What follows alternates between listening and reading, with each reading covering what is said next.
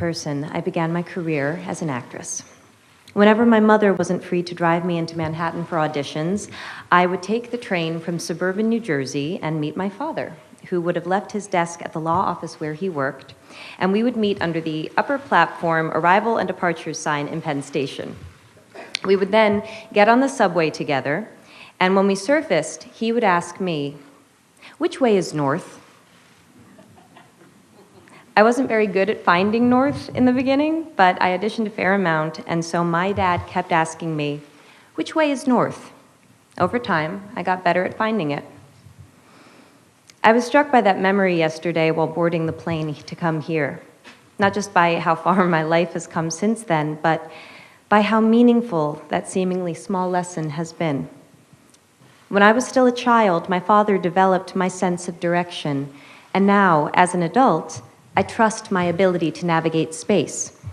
My father helped give me the confidence to guide myself through the world. In late March last year, 2016, I became a parent for the first time.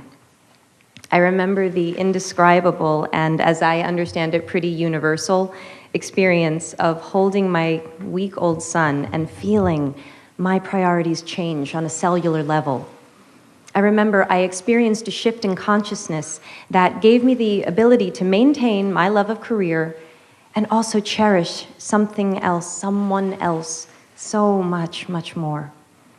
Like so many parents, I wondered how I was going to balance my work with my new role as parent, and in that moment, I remember that the statistic for the US's policy on maternity leave flashed in my mind.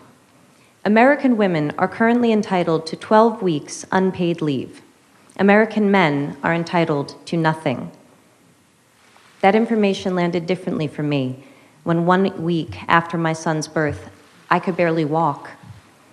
That information landed differently when I was getting to know a human who was completely dependent on my husband and I for everything, when I was dependent on my husband for most things, and when we were relearning everything we thought we knew about our family and our relationship.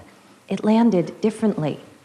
Somehow, we and every American parent were expected to be back to normal in under 3 months.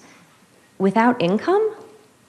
I remember thinking to myself, if the practical reality of pregnancy is another mouth to feed in your home, and America is a country where most people are living paycheck to paycheck, how does 12 weeks unpaid leave economically work? The truth is, for too many people, it doesn't. 1 in 4 American women go back to work 2 weeks after giving birth because they can't afford to take off any more time than that. That's 25% of American women.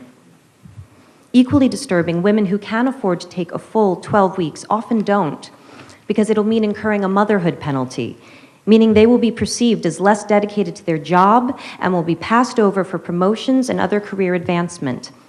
In my own household, my mother had to choose between a career and raising 3 children, a choice that left her unpaid and underappreciated as a homemaker, because there just wasn't support for both.